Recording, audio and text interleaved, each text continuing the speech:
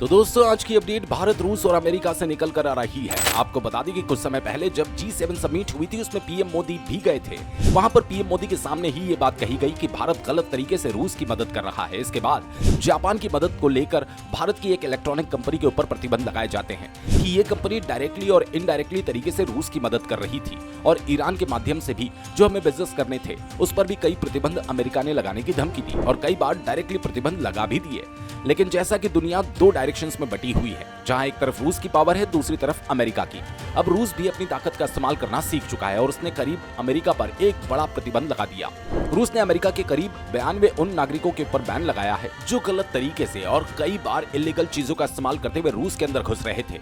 ये सभी ज्यादातर पत्रकार हैं जो wall street journal, New York times, Washington post जैसे संस्थानों में काम करते हैं। इसमें कई नामी वकील भी शामिल है और ये रूस में घुसकर रूस की कई इंपॉर्टेंट डिटेल्स, वहां के लोगों के ओपिनियन, वहां के लोगों का लाइफस्टाइल और बहुत सारे सीक्रेट्स बाहर की तरफ ला रहे थे। इसलिए इन बयानों लोगों पर रूस ने स्ट्रिक्ट एक्शन लेते हुए पूरी तरह से बैन लगा दिया। और अगर ये लोग किसी भी तरीके से यहाँ पर घुसने की कोशिश करते हैं या फिर रूस के अंदर ही कुछ ऐसे लोग हैं जो उनकी मदद करेंगे तो उनको सीधे जेल में डाल दिया जाएगा। और इतना सब कुछ होने के बाद अमेरिका का रिएक्शन भी सामने आ चुका है। अमेरिकी विदेश मंत्रालय के एक बयान में कहा कि वो यूनाइटेड नेशंस में जाकर इस चीज की शिकायत करेंगे जहां पर फ्रीडम ऑफ एक्सप्रेशन की दुर्दशा की जा रही है। लेकिन अमेरिका नहीं जानता कि वो किस तरीके से अपने सीक्रेट एजेंसीज के जरिए, चाहे रूस हो या भारत हो या फिर दुनिया के अलग अलग देशों में घुसकर सबकी इंपॉर्टेंट डिटेल्स अपने पास कलेक्ट करता रहता है। अमेरिका नहीं चाहता कि उसके बराबर कोई अर्थव्यवस्था अपनी लेकर आए और ना ही कोई ज्यादा ताकतवर दुनिया में बन पाए। इसीलिए अब दुनिया अमेरिका की इन चालों को समझ चुकी है। रूस का ये प्रतिबंध अमेरिका के लिए एक बड़ा चैलेंज बनने वाला है। बाकी आपके हिसाब से रूस का ये कदम सही है या नहीं, अपनी राय कमेंट करके जरूर बताएं।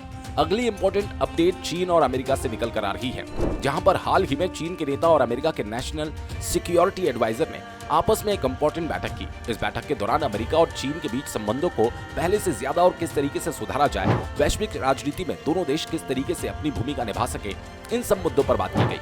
डिटेल्स की बात की जाए तो ये बैठक 29 अगस्त 2024 को बीजिंग में हुई, जिसमें जैक सुल्बीजिप के साथ सभी मुद्दों पर बात की गई और अलग अलग चैनल्स के माध्यम से किस तरीके से मामले को सुलझाया जाए।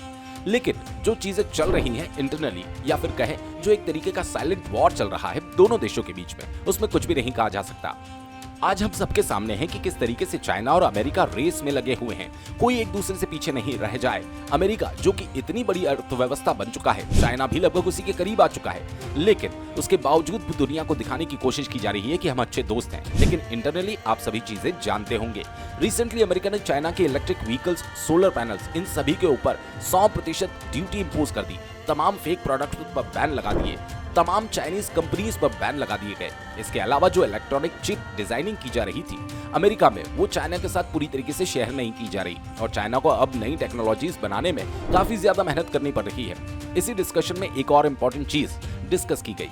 ताइवान, साउथ चाइना सी और रूस यूक्रेन जैसे इन मुद्दों पर भी चर्चा की गई ताकि दोनों देश जो अलग अलग बढ़ रहे थे वो एक साथ आकर काम करें। लेकिन सच क्या है ये हम सबके सामने है। बाकी आप कमेंट करके बता सकते हैं कि जब पूरी दुनिया के सामने है दोनों देशों एक दूसरे के कट्टर दुश्मन, इसके बावजूद भी ये मीटिंग से क्या दर्शाने की कोशिश कर रहे हैं। फिलहाल दोस्तों वीडियो में इतना ही। वीडियो अच्छा लगे तो लाइक और चैनल को सब्सक्राइब जरूर करें। धन्यवाद। जय हिंद, जय भारत।